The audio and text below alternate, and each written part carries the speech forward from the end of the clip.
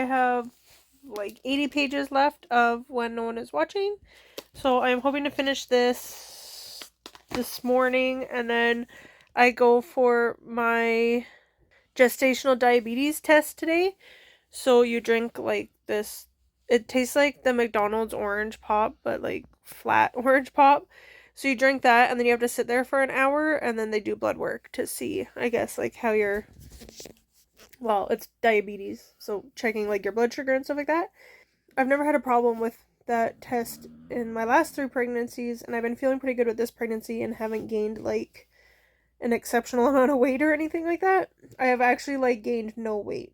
I've probably been like losing weight and then gaining like the baby weight. Well, especially in the beginning, I wasn't eating a lot. So now I'm eating more, and I'm not eating as healthy as I should be.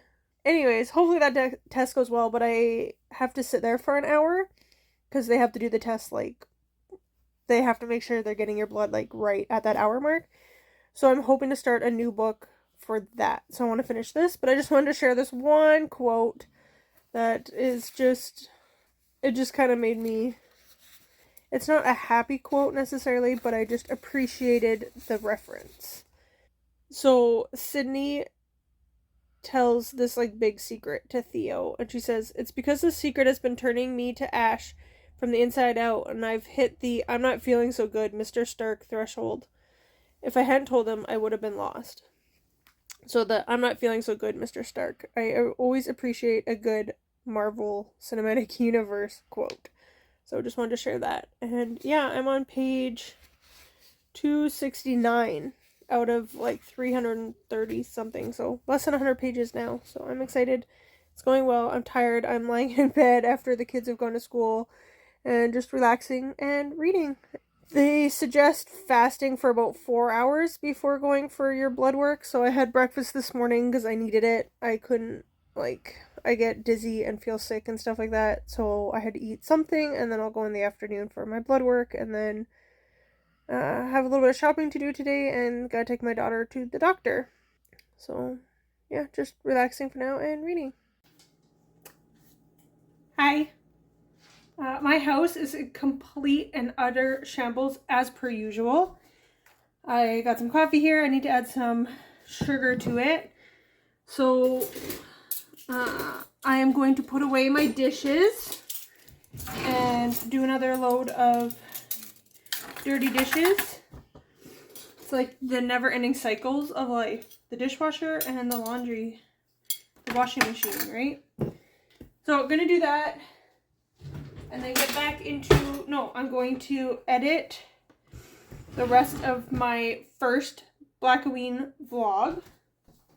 I was wrapping up 3 books from that, and I talked for like over an hour, so the vlog is super long. So I want to edit that down and split it into 2 parts, because no one wants to listen to me talk for an hour straight. I haven't gotten that kind of notoriety yet. And then get back to reading The Ancient Nine, which is one of the book club, like one of the group reads. So I am more than halfway through now. I was in the bath and I was trying to read up to page 300, but I'd been in the bath for like over an hour. So I got to page 268. So hopefully I'll do a little bit of editing and then read up to 300, and then we'll see where to go from there.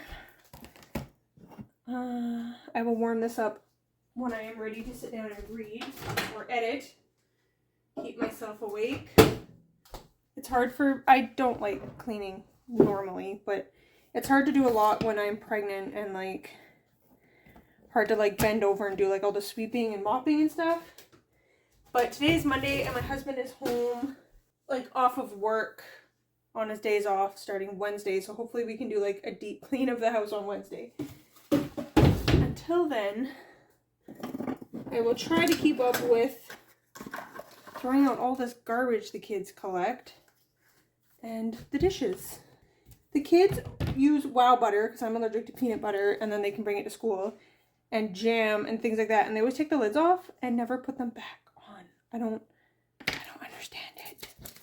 Anyway, I am curious to know why the Ancient Nine was picked as one of the group reads. What was the draw for it? Gotta stay hydrated. Not that it's a bad book or anything. It's not my usual style. The Ancient Nine is kind of like a academic mystery. It takes place in Harvard in the 80s, I believe. Yes, it starts October 2nd, 1988. It's all about like the different clubs and like exclusive clubs at Harvard called the Ancient Nine. And it's like these top 9 super duper secret clubs. And that's not my usual go-to. I don't read a lot of dark academia or anything like that. And there's been a few books recently, like, what's that one called? Ninth House, I believe. I think takes place at Yale or something. And then I think The Maidens is kind of like that vibe, the dark academia, murder, mystery, what's going on within the campus, stuff like that. And I think, like I said, I don't really read those books, so I can't really say much about them, but I think I would like the murder mystery part of it. But this Ancient Nine one is more about what the club, the one club, the Delphic club, that our main character, Spencer Collins, gets what's called like punched, and then you go through like these different rounds, and then if you make it through the different rounds, you become a part of the club. And Spencer gets punched by the Delphic club, it's called, and it's one of like it's like one of the hardest of the 9 to get into, and the most like exclusive club and stuff. Cute little bat mug. It's really awkward to hold onto. And then Spencer is friends with this guy, Dalton. Like, Spencer comes from the south side of Chicago, poor family, not a lot of influence, stuff like that. Dalton Winthrop is very rich. His family's very influential. And so he knows all about these clubs. His great uncle was one of the members in this club back like in the 1920s-ish, 1930s. There's like just a lot of mystery happening around that. Like, this guy, Spencer, gets punched in and his friend is like, oh, that's awesome, you gotta get in, blah, blah, blah. But like, Dalton doesn't care at all about getting into these clubs. Mostly because his dad cares about it and he likes to piss off his dad. But then there's like all this mystery surrounding it. So Dalton's trying to help Spence, and like Spence would be the insider to get this information that they're looking for. Yeah, like that's the big mystery. It's just trying to figure out what the mystery is. Like, what secrets are they hiding? And this kid from the 1920s supposedly died trying to get into the Delphic Club, like trying to break in at nighttime on Halloween. And then he went missing and was never heard from again, never found, presumed dead. And there wasn't a lot of investigation put into it, considering that this kid came from a very wealthy and influential family. So that's part of the mystery they're trying to figure out. Like, why did the dad not care more? Why didn't they put more of an investigation in? Stuff like that. It is interesting. I don't know, like, it's keeping me, like, I want to read it. I don't want to DNF it. But at the same time, like, the mystery isn't super intriguing, I guess. Like, I don't know what I wish. I just, wish I cared more about the mystery and how it's, like, affecting them in the present time. It doesn't feel like it's really, if they never solved the mystery, it wouldn't matter, you know? Like, it just doesn't feel very, like, high stakes, I guess. So, yeah, I am curious as to, like, what the conversation would be around this book as one of the picks for the group read for this readathon.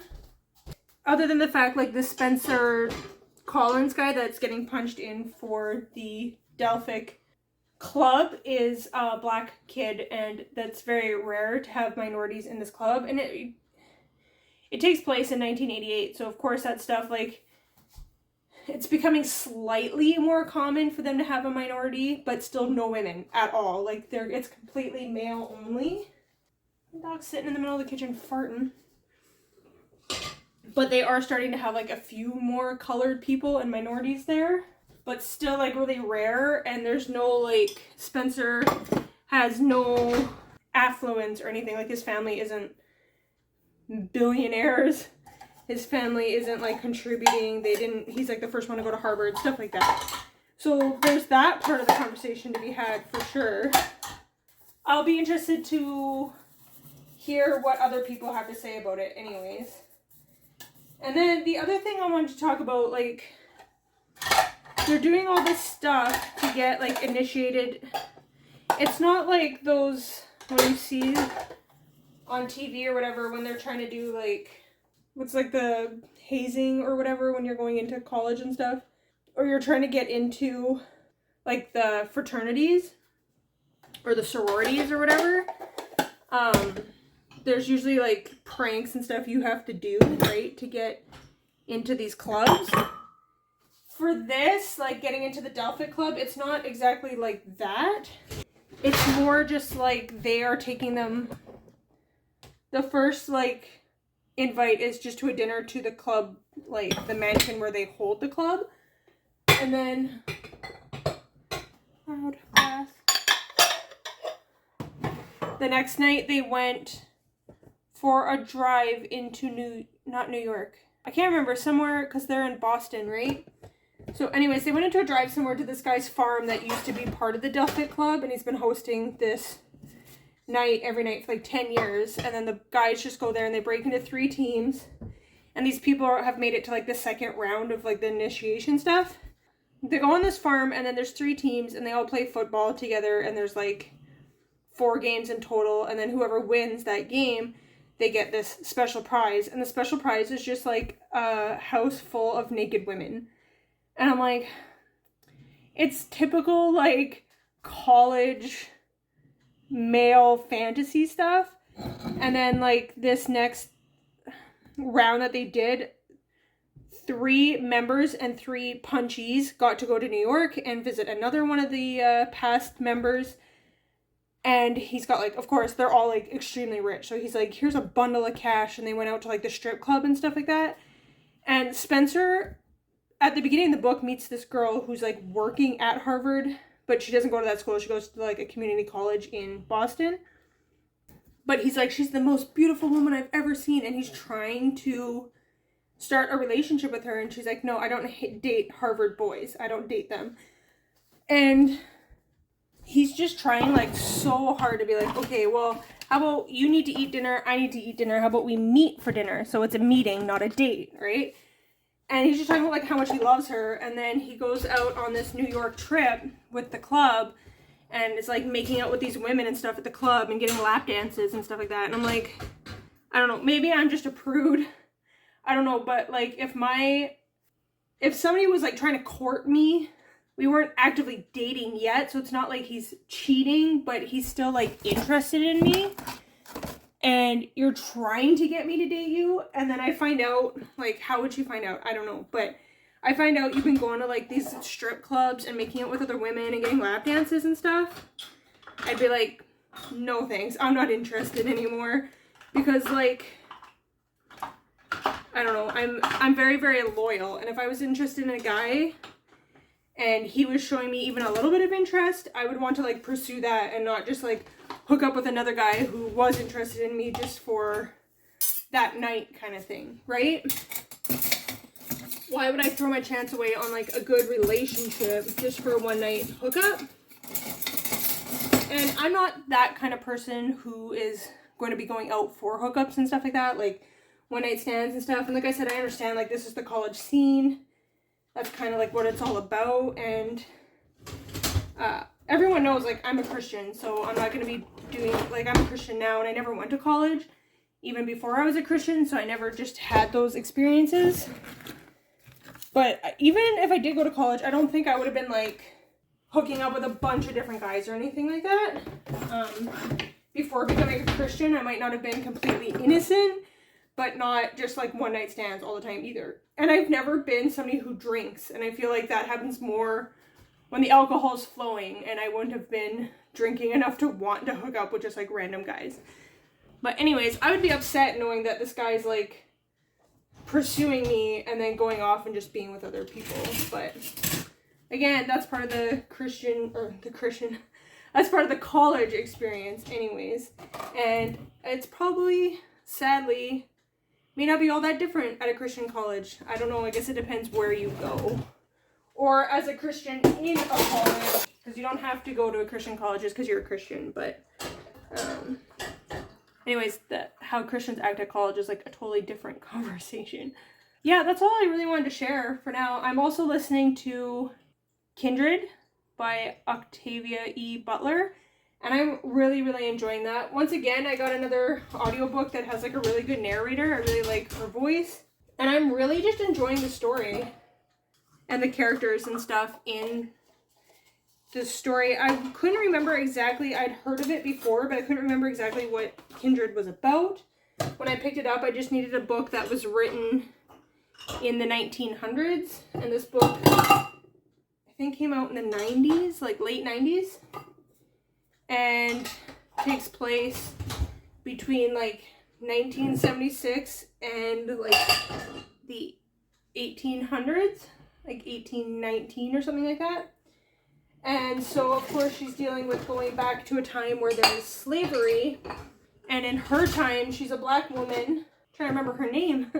But she's a black woman married to a white man, which was illegal back when she ends up time traveling. But the time travel happens like very, very randomly. And it's not something she knew she could do kind of thing. Just like one moment she's in the kitchen and she's feeling really dizzy. And the next moment she wakes up and she's in the 1800s, and this boy is drowning in the lake, and she saves him.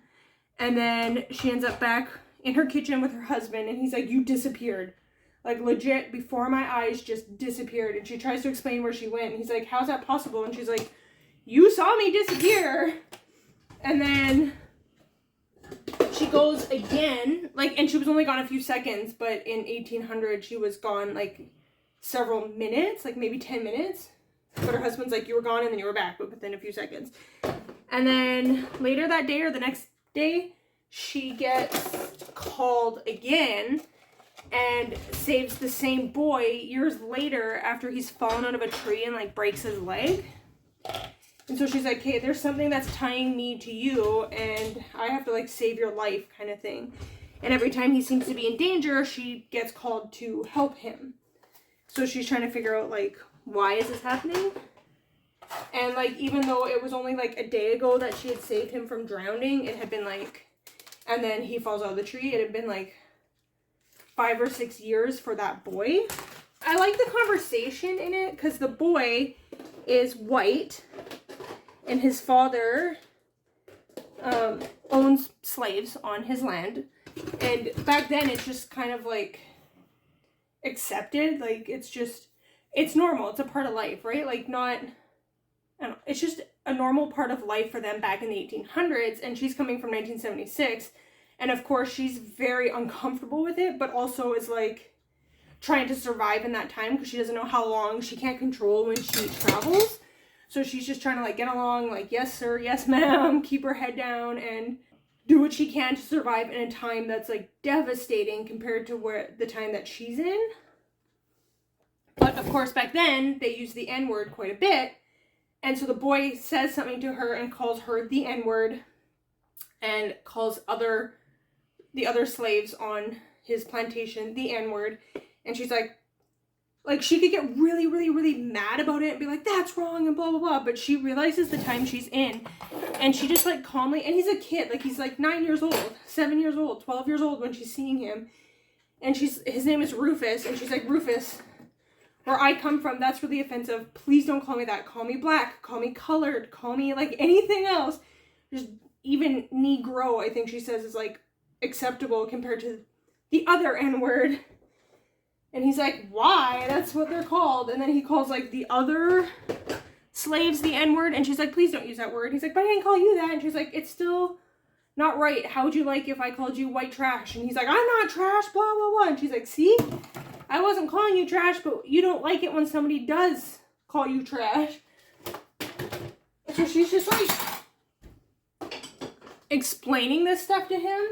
But like I said, I like how she's she's upset by what she's seeing and hearing in that time, but she's also understanding as well and not just like losing it on them. And she's trying to like teach like his dad is really cruel and mean, so she doesn't really like, she tries to just avoid him and even his mom as much as possible because she's a black woman who's very well educated for that time. She can read and write, and that's just not normal. And she wears pants, so everyone's like, why are you dressed like a boy? And so she just tries to kind of like stay out of his parents' way. But she's like very smart about it, and I like that. And she's trying to like influence this boy to grow up to be a better person. And I really like the way it's written and how she handles these very difficult situations that she finds herself in. So I think that's about a 10.5, 11-hour audiobook, and I'm like 49% of the way through it, so it's going by pretty quickly. And yeah, I'm enjoying it a lot. And yeah, that's my update for now. I'm gonna finish these last couple dishes here. I got pretty much as I can squeeze in here. And I will talk to you later. Bye. Me trying to read out loud this passage because it's really hard to read. It's like ancient and the spelling is really weird. And they're trying to like find clues and stuff for it. So I decided to read it out loud. My cat is disturbing him. And therefore he is ready to forgive, and the mercies of Christ a full satisfaction. For all my sins, though many and heinous, and therefore in him I may boldly challenge forgiveness as a thing of right, pertaining to me. It was disturbing him. He kept giving me dirty glances. So I can't like highlight in this book, and I don't want to take notes right now, but it's a library book. So when no one is watching, I just wanted to share this quote from the main character.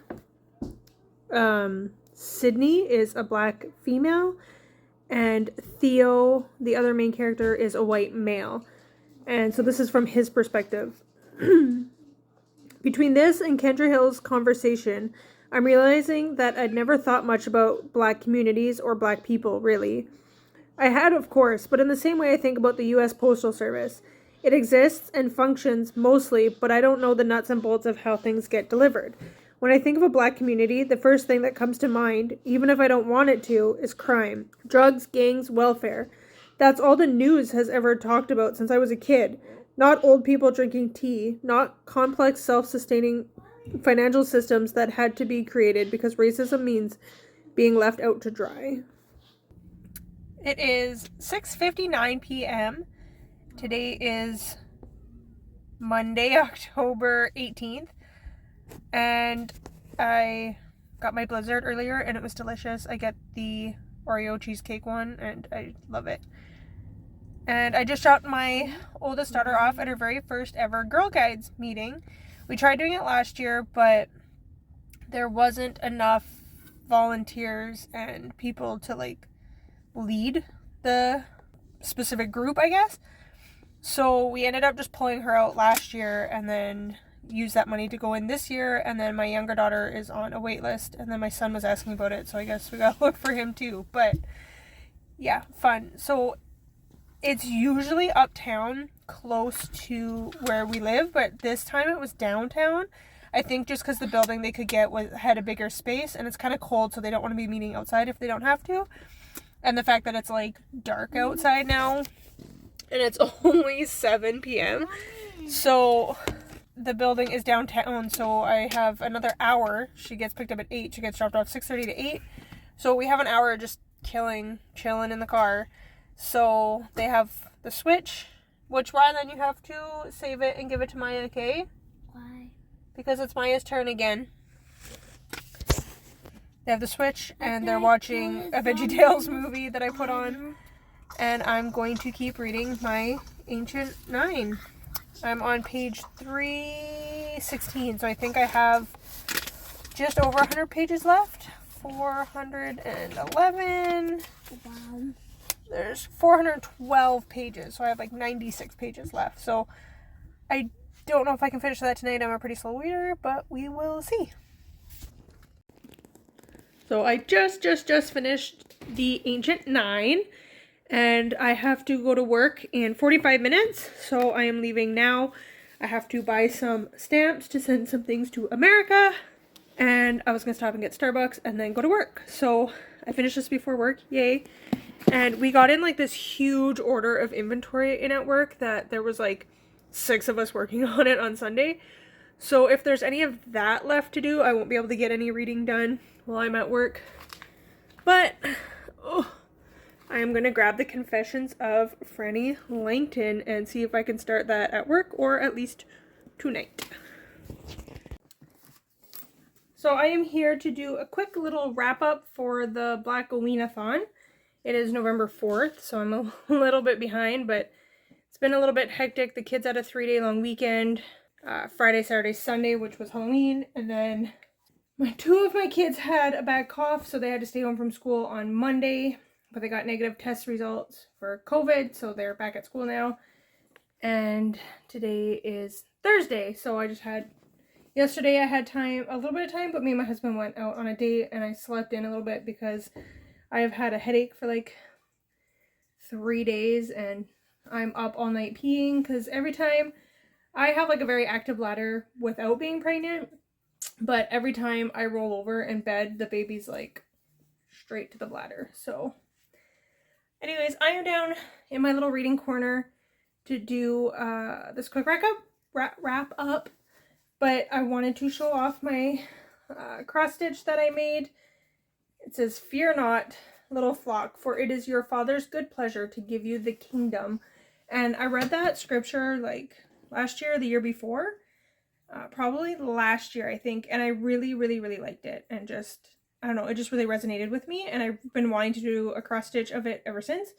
And so I did 3 different kinds for, like, this one is like the French knots. This one is more cross stitch, but this fabric is really hard to cross stitch on. It's very, very close. So kind of sort of did cross stitch on that one. And then this one's more embroidered.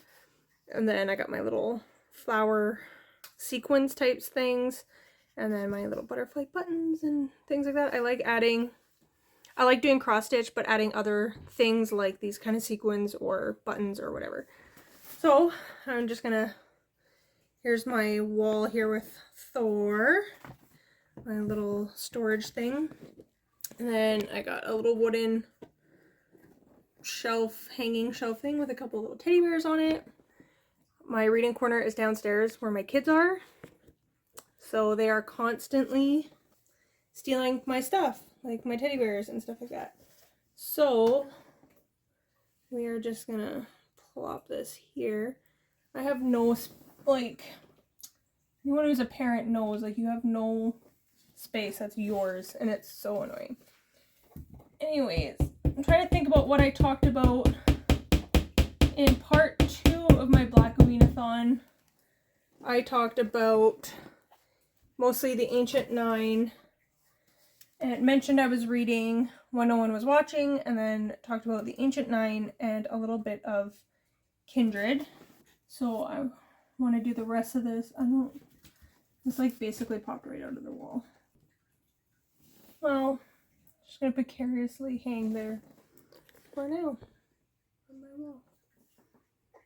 Well, the first book I finished was When No One Is Watching, and that one was interesting. It was pretty slow, like it said on the story graph. It mentioned like it is slow paced, and it was, but it wasn't like bad. I wasn't bored with the pacing of it. It's just like the thriller stuff happens like at the very end, the thrilling part of it. But it was a good story leading up to that. The thriller aspect of it, I don't know if it was very believable necessarily. Definitely scary if something like that is happening. I don't want to give any spoilers or anything, but basically like kicking the people out that have lived in the neighborhood for generations, for decades, these people that have lived in these places, and then new people are coming in and they want those places. So they're like, how do we get these old people out of here? and then what they're doing with those old people once they kind of like get them out of the house. That was like the scary, thrilling part. A little bit maybe not realistic, but it's a book and it's supposed to be kind of like thriller, scary, maybe a little bit over the top, you know, like hyperbole, right? Like people will exaggerate quite a bit to get their point across. So that was good. And I never knew anything about gentrification before this book or anything. Like when this book came out, I heard about it and heard that word and that term and like what it meant and stuff like that, but I never really knew anything about it before the book. So it was definitely, I definitely learned a little bit through reading that book and like looking up like what that means and stuff like that. So that's a positive. And then the Ancient Nine, I liked. It was a mystery. It wasn't really a thriller. There was, like I mentioned, the boy who tried to sneak into the club of the Delphic Club back in the 1800s on Halloween night, and he disappeared. Presumed killed. Murdered. Died. Whatever. But disappeared, and there was never really much of an investigation into it. Even though his family was, like, influential and rich and stuff, they just kind of, like, swept it under the rug and ignored it. So there was, like, that, like, mystery part of it, but there was also just the mystery of, like, what is the Delphic Club hiding and stuff. But it wasn't necessarily thrilling. It wasn't, like, scary or fast-paced. You're, like, flipping through the pages, like, what happened, what happened? It takes place in 1988 in Harvard. And, like, the Delphic Club and stuff, like, it's the Ancient Nine. These have been around for decades, centuries, basically, these clubs and stuff. And so I liked some of the stuff, like the one house that the club is held in has a lot of history to it. And there's a couple of libraries on campus, tons of history to them. And I like that the author of this book, Ian K. Smith, I believe, would take like a paragraph, two, maybe a page, and be like, this library is significant, like the history of it is this. And it would give like a quick little description of like the history of it, why it's significant, how it came to be. Different portraits in the mansion, or the different rooms and how they came to be, and like why these portraits are all in like this one room, even though they would look better spread out throughout the house and stuff like that. And just a little bit of the history. It wasn't bogged down by history, which I really liked. It just gave enough of a hint of like what happened, but it wasn't like page after page after page, like thick paragraphs, just dense information. It was just like, here's why this is important and how it's historical and stuff like that. So I really appreciated that. And the mystery was okay. Like, it was interesting. It wasn't anything that I was like super excited about or whatever, but I enjoyed the book and I enjoyed the read.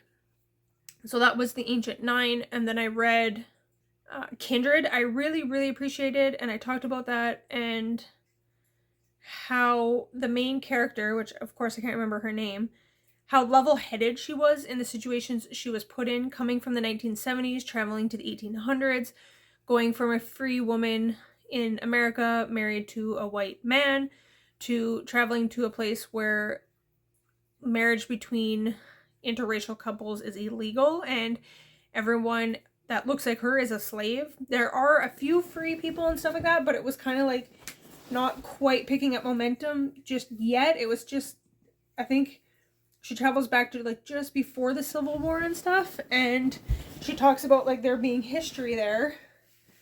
My cute shirt, you can't even see the picture, it's all the way on my big belly.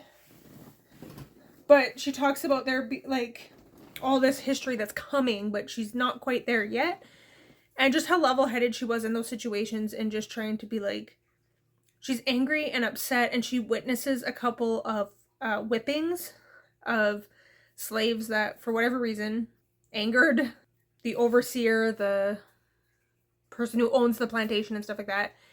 For whatever reason, they got angered and decided that the person needed to be punished with a whipping. And so she experiences it, and she talks about like, it's one thing to read about it in books or see it in TV or depictions of it, but to actually like be there and see that person and hear their screams.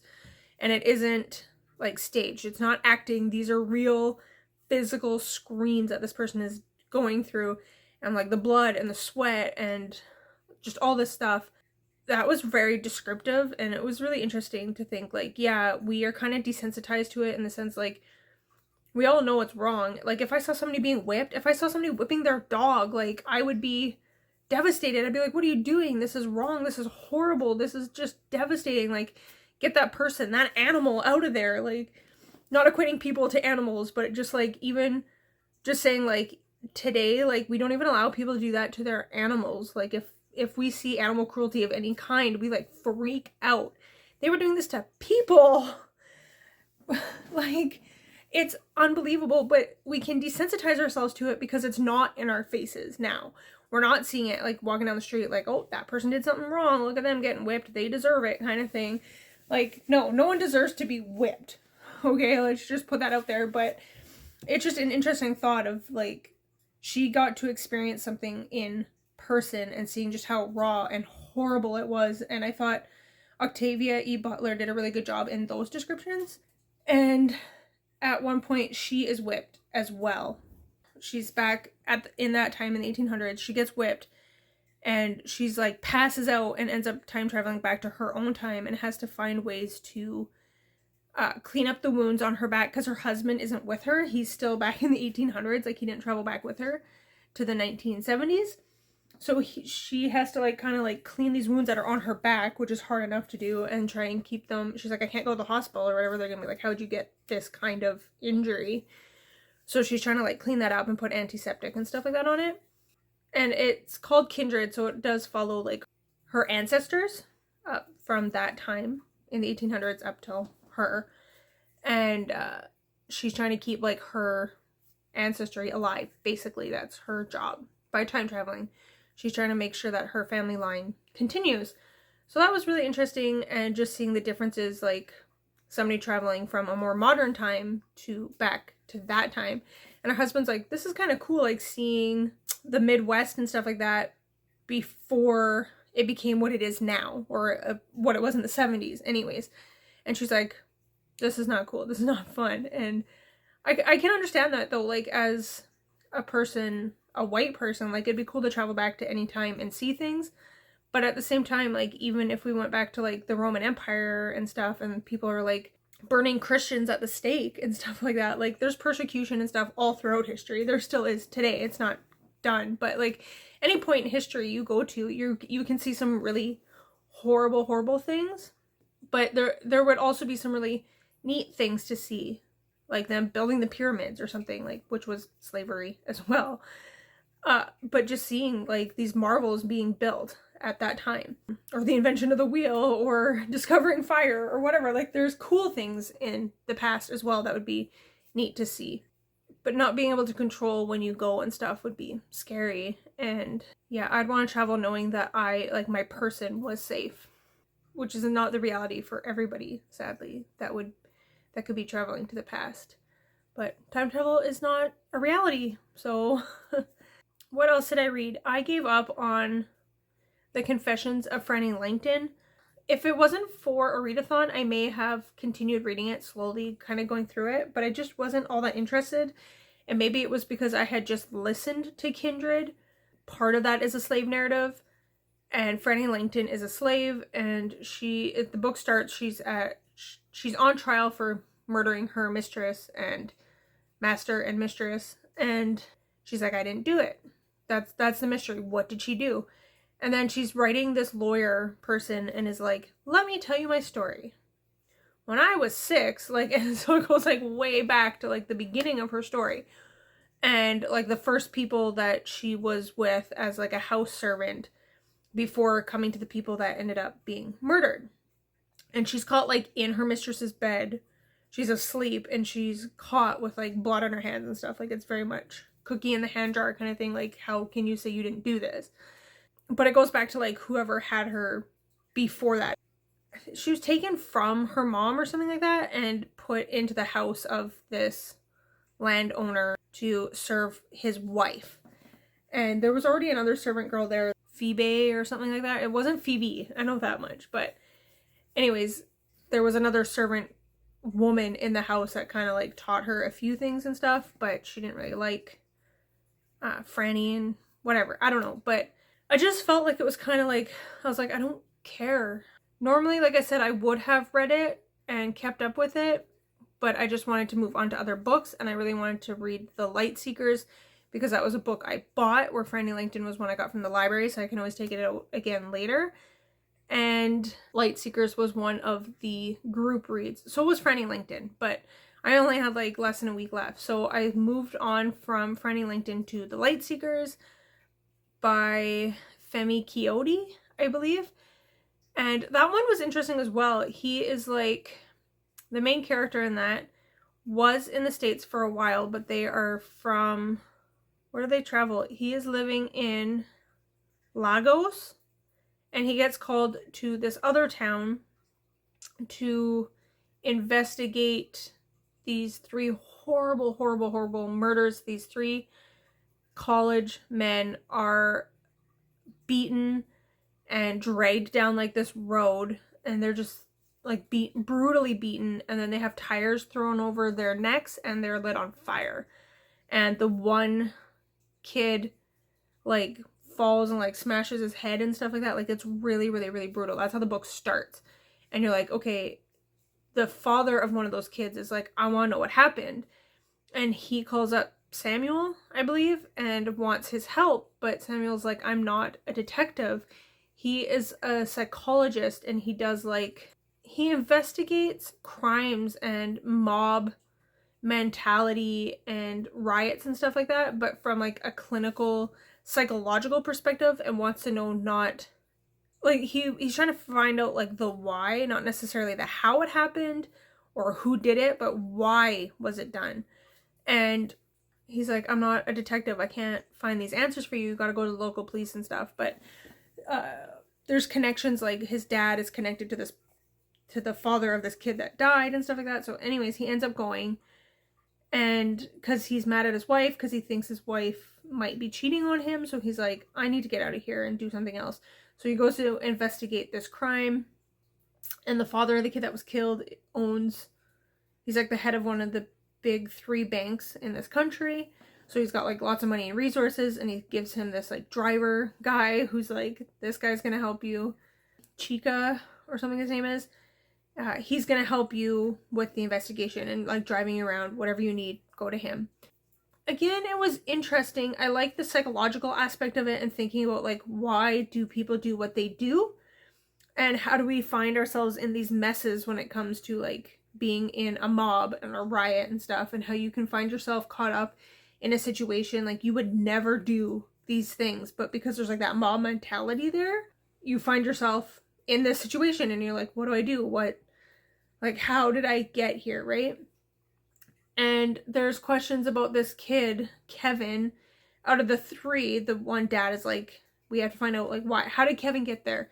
The other 2 are associated, Kevin has like nothing to do with them, all this stuff. And they end up getting, like, the 3 kids are beaten and killed because somebody in like a dorm like setting, it's not on the school property, there's a university, like it's a university town, but he's living just off of campus. He alerts the town that he is being robbed, and there's gunshots, and then the town comes to take vigilante justice on them because the town has been dealing with a lot of theft from the college students coming into the town and causing havoc. So they're like, vigilante justice, and that's how this starts. But they're like, how was Kevin a part of this? How did this happen? He wasn't associated with the other 2, blah blah blah. So that's Samuel's job to try and figure out. I think that's his name. And so that was kind of like interesting, and there's a lot of intrigue there with like, he's trying to get answers, but the police are like, well, we did what we could, end of story. It was just a lynching, like there's nothing we can do about it. And then like the chief of police like doesn't want to talk to him, and then there's a chief in the town, and he's like, get out of my town, we don't want to talk to you. The landlady of the place where the kid who claimed he was being robbed was living, she at first doesn't know like who they are, and they're like, yeah, we want to potentially rent from you. And she's like, oh, awesome. And like the murders had happened like a year prior, so there's been a little bit of time passing, but not, the town hasn't quite healed yet from this crazy traumatic thing that happened. And so she's lost a lot of income and stuff because no one is staying at her place. And then she finds out later on, like, who they are. And then when they go back there, she, like, chases them off with, like, a machete, basically. She's like, get off my property. Like, so there's a lot of anger and hatred in the town and the townspeople towards these 3 boys and anyone trying to investigate it or, like, potentially get them, like, maybe they weren't bad, maybe trying to put them in a better light or whatever. People are not having it. They don't want anything to do with them. And then on the plane ride to this Okriki place, Sam meets this woman on the plane, and she's a lawyer, and they're talking, and they kind of hit it off, but of course, like, he's married, so he's like, I'm not looking for a relationship or anything like that, but he does find himself a little bit attracted to her. I know people are curious about, like, trigger warnings and stuff like that. There is no adultery in this book, which I really, really, really, really, really appreciate, because adultery is a part of life. It happens. It's devastating. It breaks apart families and marriages, and it's horrible. And I don't like, I don't want to say, like, unnecessary adultery, because all adultery is unnecessary, but it's not a big thing I like in books, especially, like, I wouldn't have liked it if he had a relationship with this woman because he's mad at his wife, because he thinks he saw something, he's not sure, but he believes he saw her with another man, like, embracing each other. They weren't, like, physically having sex, but there was physicality there, and he's like, I think she's sleeping with this guy. And so if he just ran off and had sex with this woman because, like, as revenge, that I don't like. Like I said, adultery happens. It's a part of life, and it can be done, I can't say tastefully, but it can be done well in a book and be a part of the plot and could be like a catalyst for change in a relationship or something. But I'm just really glad that it's not like a revenge thing, and that doesn't happen in this book. Thank you. Thank God. But he does get help from her, and it turns out, like, she's actually, well, I don't want to give spoilers, but, like, she's kind of involved in this whole thing as well and kind of knows a little bit about what's going on and stuff. And yeah, just all the people tying together to help figure out this mystery. And I liked it. I wanted to keep reading it. Like, I wasn't bored. I didn't want to put it down or anything like that. But I would want to see, like, a discussion on this book and the other group reads to see, like, what other people thought of it. That's why I read the group reads. What do other people think of these things?